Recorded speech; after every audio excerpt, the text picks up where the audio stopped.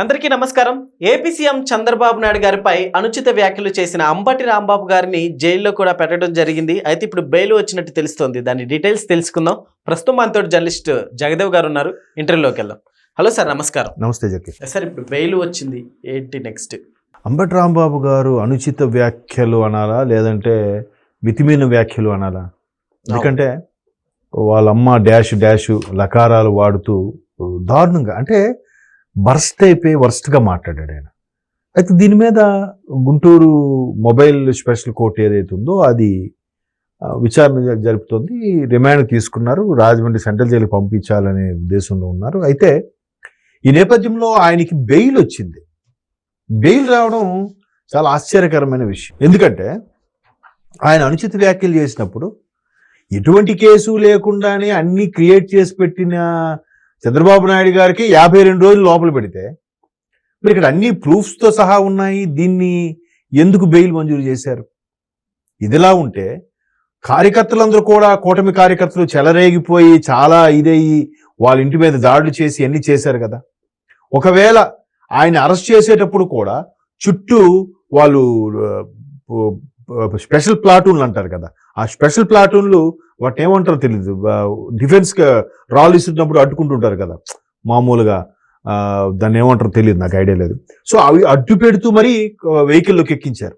అక్కడ కూడా కార్యకర్తలు వచ్చి గొడవ చేసి ఆయన మీదకి రాళ్ళు చెప్పులు రువ్వుతారేమో భయంతో. సో అలాంటి నేపథ్యంలో ఈయనకి ఇప్పుడు బెయిల్ మంజూరై మరలా ఇంటికి వస్తే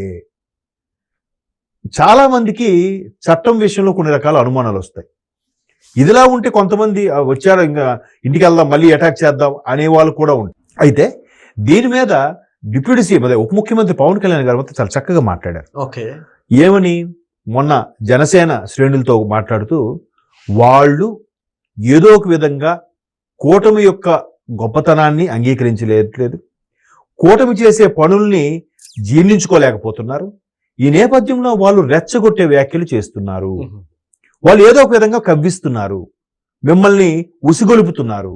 మీరు సంయమనం పాటించండి, రెచ్చిపోకండి. సేమ్ ఇంతకుముందు కూడా చంద్రబాబు నాయుడు గారు ఇదే మాట చెప్పారు. వాళ్ళు రెచ్చగొట్టేలా వ్యాఖ్యలు చేసి టాపిక్ని పక్కదో పట్టించాలని చూస్తున్నారు.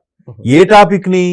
లడ్డు అనే మహా అపచారాన్ని టాపిక్ని కల్తీలే పాలేలేని పాపాల నెయ్యితో, కల్తీ నెయ్యితో లడ్డూను తయారు చేయడం అనేది చాలా దారుణమైన అంశం. ఎందుకంటే అల్ఫలా యూనివర్సిటీలో ఏదైతే టెస్టులు చేసి అది కొంతమంది దుర్మార్గపు డాక్టర్లు విషం పెట్టి చంపాలనుకున్నారో, ఇక్కడ కూడా లడ్డూలో ఇటువంటి భయంకరమైన కెమికల్స్ కలిపితే దాన్నే ప్రసాదంగా అనుకొని ఎక్కువగా ఇష్టపడి, లడ్డూ ప్రసాదం అంటే ఎవరికి, అందులో తిరుపతి లడ్డు అంటే ఇష్టపడిన వాళ్ళు ఎవరుంటారు చెప్పండి? అలాంటి ప్రసాదాన్ని ఎక్కువగా ఇష్టంగా తిని వాళ్ళు ఆరోగ్యాలు పాడయి ఎవరు తింటారు ఎక్కువగా? హిందువులేగా.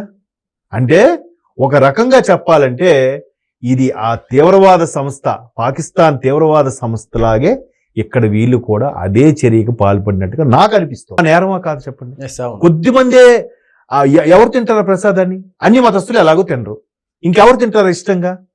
ఖచ్చితంగా హిందువులే, సనాతన ధర్మం ఫాలో అయిన వాళ్ళే తింటారు.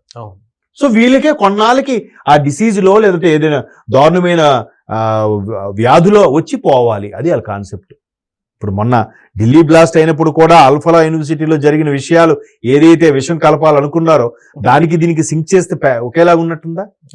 మరి అంత ఘోరమైన పనికి పూనుకొని చిన్నప్పన్నతోనే మొత్తం నడిపించారంటుంటే, వైవి సుబ్బారెడ్డి గారి పిఏతో చిన్నప్పన్న నాడిన నెంబర్ కూడా సుబ్బారెడ్డి గారి నెంబర్ అయితే, వాళ్ళ పేర్లు పెట్టకుండా, పెద్ద తలకాయ పేర్లు, బిగ్ బాస్ పేర్లు, సూత్రధారి పేరు పెట్టకుండా చిన్న చిన్న వాళ్ళని అరెస్ట్ చేసి సిట్టు మామ అయిపోయింది క్లోజ్ చేస్తే చూసేవాళ్ళు ఎరిపప్పల, జనాలు గొర్రెలా?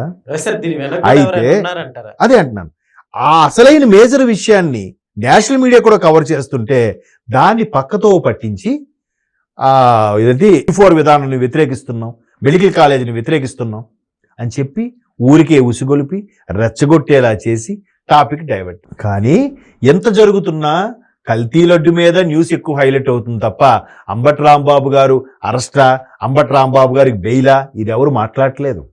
మీరు అడుగుతున్నారేమో. ఇంతకుముందు 2-3 ఛానల్కి వెళ్ళినప్పుడు కూడా ఆయన అరెస్ట్ గురించి దీని గురించి ఎవరు అడగట్లే. అనవసరం ఎందుకు వాళ్ళు హైలైట్ చేస్తారు? పదవి లేదు, చితికిపోయి ఉన్నారు, దాంట్లో కడుపు మంటతో రగిలిపోతున్నారు కూటమి ప్రభుత్వం చేసే పనులకి. ఇంకేమనాలి, ఎలాగో ఒకలాగా పేపర్లలో వార్తల్లో నిలబడాలి అంటే ఏం చేయాలి, బూతులు తిట్టాలి. నిజంగా ప్లాన్డ్ కాకపోతే మళ్ళీ ఈవినింగ్ ప్రెస్ మీట్ పెట్టి మరి నేను అలా అనుండకూడదు, కానీ నేను కోన్ కిస్కా గొట్టంగాడు కూడా భయపడను, మా తోటలో కుక్క కూడా భయపడు, మరి ఎందుకు స్టేట్మెంట్లు? భయపడకపోతే, ఇది నీ స్క్రిప్ట్లో భాగం కాకపోతే, ఇలా రెచ్చగొట్టి కార్యకర్తలతో దాడి చేయించుకుంటే సానుభూతి పొందితే. చూడండి, ఇప్పటికీ నాకు నా సర్కిల్లో ఫ్రెండ్ ఒక ఆయన, సమ్ పేరు ఏదో రెడ్డి, ఆ మహానుభావుడు స్టేటస్ కల్తీ నెయ్యి గురించి అందరూ చేస్తుంటే అది వదిలేసి చంద్రబాబు నాయుడు ఇలా చేశారు అలా చేశారు స్టేటస్ పెట్టుకుంటున్నాడు. అసలు విషయం ఇది కాదు కదా అంటే అప్పుడే నాకు అర్థమైంది, ఓహో వీడు ఆ తానులో మొక్కే, వైసీపీలో మొక్కే కాబట్టి సో టాపిక్ ని డైవర్ట్ చేయడానికి, కల్తీ లడ్డు వ్యవహారాన్ని ప్రజలందరూ మర్చిపోయేలా చేయడానికి ఈ విధమైన వీళ్ళు కొత్త ఎత్తుగడ వేశారు. కానీ అది మనలాంటి సామాన్యులకి అర్థమైపోయేలా ఉంది. సో బెయిలిస్తే ఇవ్వనివ్వండి సార్. ఇప్పుడు అంబంటి రాంబాబు గారు ఇదంతా కూడా ఎక్స్పెక్ట్ చేసి ఉంటారా సార్? ఏమంటే వాళ్ళు ఏది ప్లాన్ చేసినా క్లియర్ అయ్యేటట్టుగా తెలిసిపోతుంది. కోడి కత్తి నుంచి వ్యవహారం చూసుకోండి. నిజంగా జగన్మోహన్ రెడ్డి గారి మీద హత్యా ప్రయత్నం చేసేవాడిది అయితే వాడిని అలా కార్యకర్తలు బతకనిస్తారా? పైగా అధికారం వచ్చిన తర్వాత వీళ్ళు అధికారంతో ఉన్నప్పుడు జైల్లో వాడు ప్రశాంతంగా ఉంటాడా? ఇక్కడ బాబాయిని వివేకానంద రెడ్డి గారిని చంపేసిన తరువాత ఆ వ్యవహారంలో ఎవరెవరు దస్తగిరి వాళ్ళు వీళ్ళు ఎప్రూవ్లుగా మారారో వాళ్ళందరికీ థ్రెటనింగ్ అయిందిగా. మరి ఇక్కడ ఏం థ్రెటనింగ్ అవ్వలేదు, వాడికి ఒక శిక్ష విధించలేదు, అలాగని కేసు రాలేదు, హీరింగ్కి ఈయన వెళ్ళడు. ఇదంతా ప్లాన్ అని తెలియట్లే. లేకపోతే ఆడు చంపినోడు చిన్న కోడికత్తి తీసుకొస్తాడండి. మొన్న అమ్మాయి ఎవరో అన్నా నాకు ఏంటది అమ్మోడు రావట్లేదన్నా అని 5 పిల్ల ఏడుస్తుందండి, చుట్టూ 3 కెమెరాలు పెట్టి ప్లాన్ చేయకపోతే. సో ఇది కూడా అటువంటి ప్లాన్లో భాగమే. కాకపోతే వాళ్ళు ప్లాన్ చేసిన ప్రతిసారి కూడా పాపం వాళ్ళు శాపమేటో కానీ దొరికేస్తున్నారు. ఇప్పుడు నేషనల్ మీడియా కూడా ఉతి కారేస్తుంది. మీరు సోకాల్డ్ చాలామంది స్టేటస్లు చూడండి, నేషనల్ మీడియా, రిపబ్లిక్ టీవీ లాంటి టీవీలు కూడా ఉతి కారేస్తున్నాయి. ఏంటి నువ్వు చేసిన పని జగన్మోహన్ రెడ్డి గారు, ఏంటిది మీ మత విశ్వాసాలకు ఏమైనా చేస్తే మీరు ఇలాగే ఊరుకుంటారా అని చెప్పి 2-3 న్యూస్ ఛానల్ కూడా ఇలాగే అడిగారు. మరి దీన్ని ఏం చెప్తారు? తెలుగు ఛానల్స్ అంటే ఏదో కూటమి ప్రభుత్వానికి ఫేవర్ అని ఏదో మసిపూసి మారేడిగా చేస్తారు వీళ్ళకి ఒక ఛానల్ ఉంది కాబట్టి. నేషనల్ ఛానల్ అందుకే ఇప్పుడు కొత్తగా ఆలోచన ఏంటంటే వీళ్ళలో ఒకరే నేషనల్ ఛానల్ పెట్టాలని ప్లాన్ చేస్తున్నారంట. ఆ నేషనల్ ఛానల్ అన్నింటినీ ట్రాషు తుస్సు అని చెప్పేసి మాదే కరెక్ట్ అని చెప్పి, కాబట్టి సరైన ఇంగ్లీష్ మాట్లాడడం రావట్లేదు, అష్యూ ఇష్యూ అని మాట్లాడతారు కాబట్టి సరైన వాళ్ళు దొరకట్లేదట. దొరికితే అక్కడ కూడా ఇక్కడ తెలుగులో ఎలాగైతే ఇన్ఫ్లుయెన్స్ చేస్తున్నారో నార్త్ లో కూడా ఇన్ఫ్లుయెన్స్ చేస్తారు. ఎందుకంటే వాళ్ళకి ఢిల్లీలో కూడా క్రేజ్ ఉంది. ఢిల్లీలో వెళ్ళినప్పుడు కూడా అన్ని రప్ప అంటారు, సీఎం అంటారు, అక్కడ కూడా పిఎం అంటారేమో కొమ్మ తీసి. నెక్స్ట్ జనాలు అక్కడ కూడా సమీకరిస్తున్నారట. ఎందుకంటే ఈ మొత్తం వ్యవహారంలో కొలిక్కి రావచ్చు అని అంటున్నారు. జగన్మోహన్ రెడ్డి గారు కూడా ఢిల్లీ వెళ్ళి లాబింగ్ చేస్తారని వార్తలు వస్తున్నాయి కాబట్టి అక్కడ కూడా జనాలు సమీకరించబోతున్నారు. పిఎం అండ్ మోడీ గారిని నుంచి చేస్తారట. ఓకే, మరి అది ఎంతవరకు జరుగుతుందో చూద్దాం. Okay sir, thank you.